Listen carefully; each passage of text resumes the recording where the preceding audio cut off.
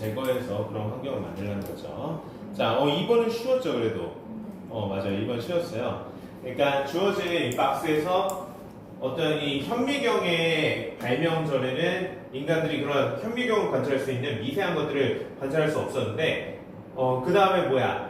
이 여기 B 문단에서 with the invention of the microscope 현미경의 발명을 통해서 그러나 그런 걸 관찰할 수 있게 되었어요. 그래서 뭐야? 인간의 미시적인 구조에 대해서 인간뿐만 아니라 어떤 대상의 미시적인 구조에 대해서 잘 판단하고 관찰하여 판단할 수 있게 되었죠.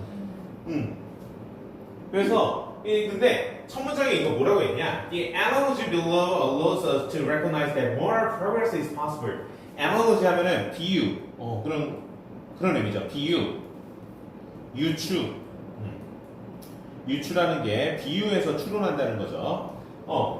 아래의 비유, 이 현미경을 통해서 이전에 알 수 없었던 것을 알게 되고 판단할 수 있게 됐다는 것을 우리로 하여금 인식할 수 있게 합니다. 도덕적 발전이 진보가 가능하다는 것을.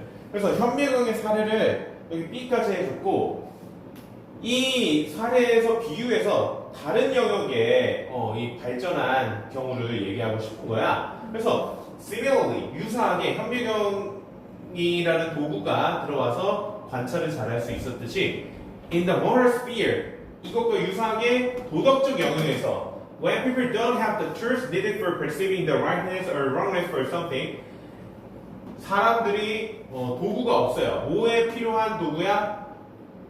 무언가 어떤 대상에 대한 올바름이나 올바르지 않음을 인식하는 데 필요한 도구가 없을 때 예전에 현미경과 같은 도구가 없었지만 도구가 생겨서 관찰할 수 있었듯이 도덕적 영역에서도 도구가 없지만 도구가 생겨서 도덕적 판단을 잘할 수 있게 되었다라는 도덕적 판단으로 이거를 비유한 이야기죠. 그렇죠? 그래서 B가 이 박스 다음에 오고 그 다음에 A 비슷하게 하고 마지막 도덕적 판단의 근거가 되는 어떤 도구가 생긴 경우에 대한 예시에 대한 설명이 마지막에 왔습니다. 이거는 해석도 잘 되고 어렵지 않았죠? 그래요. 명확하네요. 그렇죠? 우리가 아까 고2 모의고사에 봤던 거에 비교하면 고3 수준 교재인데 아까 그게 훨씬 어렵죠.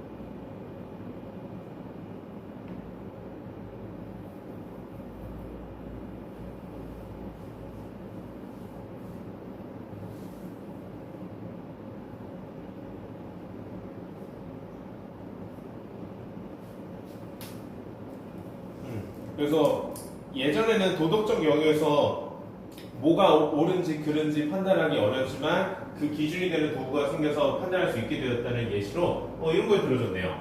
How the limited perspective of some people in 19th century America led them to conclude that racism is acceptable. 자, 우리는 예를 들어서 이런 걸 파악할 수 있다.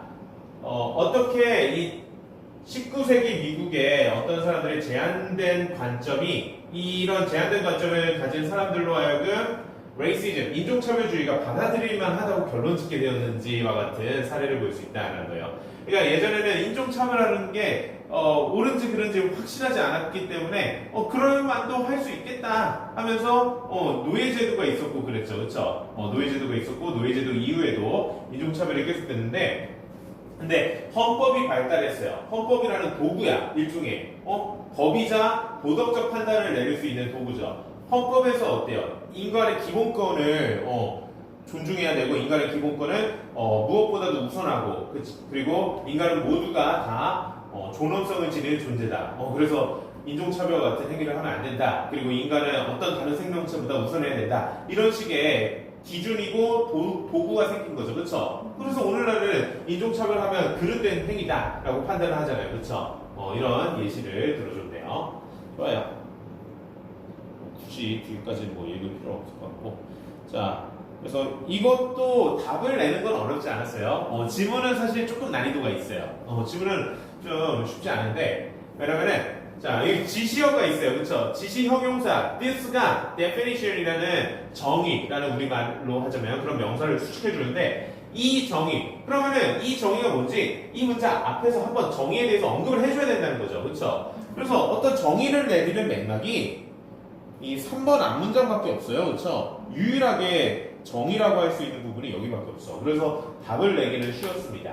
자, 일단 3번 앞문장 읽어보자면 For some research workers, 어떤 연구자들의 경우에 Nature states are those, 자, 자연 상태라는 것은 이러한 상태들이다. 어떤 상태냐? those를 수식해주는 주격 관계대명사절 여기까지다.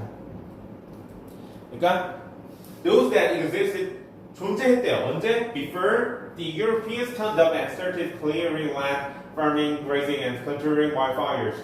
유럽인들이 등장해서 그러니까 유럽 문명이 발달하고 국가가 발달하면서 땅을 clearing, 개간하고 농장화시키고 목초지로 활용하고 이 산불, 들불과 같은 것을 통제하기 시작한 그 이전에 존재했던 상태가 자연 상태란 무엇인가에 대한 정의죠, 그렇죠? 그래서 정의를 내리는 부분이 유일하게 이 부분이어서 this definition을 지칭하는 게 이 자연 상태가 유럽인들의 존재 이전이다라고 해준 거죠. 그래서 좀 읽어봅시다. 이 글의 메인 아이디어를. 답은 이렇게 쉽게 찾을 수 있는데, 자, 이런 정의는 is being revised now by other researchers. 지금 개정되고 있다. 그러니까 수정되고 있다. 다른 연구자들에 의해. 왜 그러냐? Because humans have been altering the world for much longer than the Europeans have been colonizing the world. 인류는 훨씬 더 오랜 기간 동안에 세상을 바꿔오고 있습니다. 이 유럽인들이 세상을 식민지화라기보다는 세상을 정복한 기간보다. 그러니까 이러한 정의를 왜 내렸냐? 그 유럽인들이 이 지구 자연환경과 세상에 끼친 영향이 매우 크기 때문에 이런 매우 큰 유럽인들의 인위적인 영향이 있기 전 상태가 이 지구의 자연 상태다라고 얘기한 거예요. 근데 이게 틀렸다. 5분 있다 테스트 보면 되죠? 네. 조금 일찍 왔는데 그래도 한 5분 있다. 그럼요. 그렇게 유럽인들이 영향을 많이 끼쳐갖고 유럽인들의 영향이 있기 전 상태는 인간의 영향이 좀 덜하기 때문에 자연 상태라고 정의할 수 있는데 이거에 대한 반박, 이걸 수정해야 된다고 얘기하는 건 뭐예요? 유럽인들 이전부터 인류는 충분히 지구 세상에 영향을 많이 끼쳤다. 유럽인들이 뭔가 최초로 엄청난 영향을 끼친 그런 존재가 아니다 라고 얘기하면서 그리고 유럽인들의 문명이 번영했던 시절 이후에도 유럽인들 외에 다른 인종들이 영향을 너무 많이 끼쳐서 유럽인들을 기준으로 인간의 인위적 개입이 있기 전 자연 상태 이거를 구분할 수가 없다라고 얘기해 주는 거죠, 그렇죠? 그래서 메인 아이디어는 좀 이것보다는 근데 사실 전반적으로 다 잘 드러나 있긴 한데 여기부터 볼게요. 전반적으로 메인 아이디어를 거의 많은 문장들이 다루고 있어요. 오히려 이 답이 있는 자연 상태가 뭐냐, 유럽인들의 기준을 해야 된다, 아니다. 이 부분을 제외하면 다 거의 그래요. 어떤 내용이냐? It is now generally accepted. 자, 지금 일반적으로 받아들여지고 있다. 이 이시, 된 명사들이 진주어고 가주어죠. 그러니까 that there is no default setting for how the world should look. 그러니까 default, 기본값이에요. 기본값 세팅이 없다는 거예요. 뭐에 관해서? 세상이 어떻게 보여야 할지에 대한 기본적인 그런 기준이 없다. 그러니까 자연 상태라는 게 뭐냐라고 했을 때 그게 기본적으로 이런 상태다라고 할 수 있는 그런 기본값이 없다라고 받아들여지고 있다는 거예요. 세상이라는 것은 자연 상태라는 것은 어떻게 판단할 수 없다. 왜 그러냐? Nature, 자연적이라는 것을 의미합니다. Different things to different people. 다른 것들을 다른 사람들에게 그러니까 상대적이라는 거야. 자연 상태라는 것은 명확히 어떤 하나의 상태라고 그 단정 지을 수 없고 상대적이다. 그리고 자연 상태가 또 어떤 성질을 갖고 있냐? 좀 몇 문장 더 볼게요. 여기서부터 in addition 게다가 we must realize 우리는 알아야만 한다. 대명사죠. Environmental and ecological changes are normal. 환경적이고 생태학적인 변화는 일반적인 거라고요. 계속 변한다는 거야. 자연상 세상은 이 지구 자연 세상은. The world is in permanent flux. 세상은 영구적인 flux에 있다. flux 끊임없는 변화라고 했죠. 변화의 상태에 있다. 계속 변한다. 그래서 뭐 하나라고 정의할 수 없고 그 기준도 명확하지 않다라는 게 이게 메인 아이디어였어요. 여기까지만 읽어보자.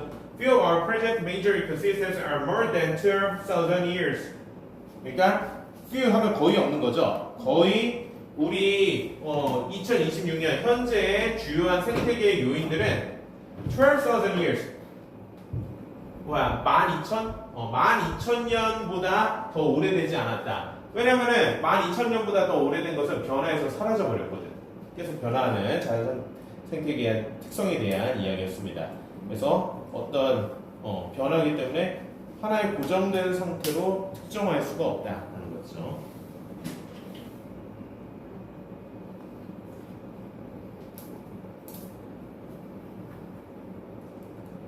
이게 답을 내기는 진짜 쉬웠죠. 근데 글의 내용이 이게 내용 자체가 자연 상태의 정의가 어떻게 되는 거냐라는 생소하고 학생들 입장에서는 좀 난해하게 느껴질 수 있는 어려운 내용이었고 솔직히 구문 수준도 쉽지 않았다. 이 정도면 쉽지 않았고 단어는 썩 그렇게 어렵진 않았거든요. 그래서 이게 이 정도 한 수능 2.4점 수준? 2점인데 조금 2점에서 까다로운 수준.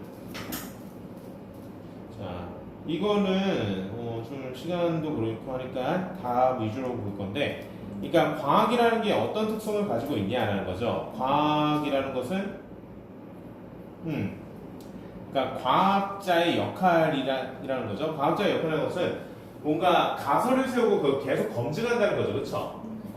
근데 C가 맥락상 적절하지 않았어요. 왜 그러냐? 여기 있는 문장만 보면 됐습니다. If the task research agree with the prediction, 자 가설을 세울 때 뭐뭐 할 것이다라는 예측을 하죠, 그렇죠? 그래서 그 가설을 검증합니다. 그 검증한 결과가 예측과 맞으면 뭐야? 가설이 참으로 인정된 거죠, 그렇죠? 보통. 그러면은 then the hypothesis 가설은 being evaluated the hypothesis being evaluated is disproved. 이 평가된 가설은 뭐야? disproved. 인정받지 못한다. 예측하고 결과가 맞았는데 인정받지 못한다? 그럼 뭐야? 아니죠. 이상하죠. 예측하고 결과가 맞으면은 뭐야? 승인되는 거죠. 그쵸? 근데 인정받지 못한다, 승인되지 못한다 라고 하려면은 결과가 예측하고 들어맞지 않아야 되죠. agree가 아니라 그쵸, disagree가 됐습니다. 이게 그쵸. 시간을 그러면은 이거 풀면서 어떤 부분에서 좀 많이 쓴 것 같아? 1번 보면서 아, 그래? 이거 하느라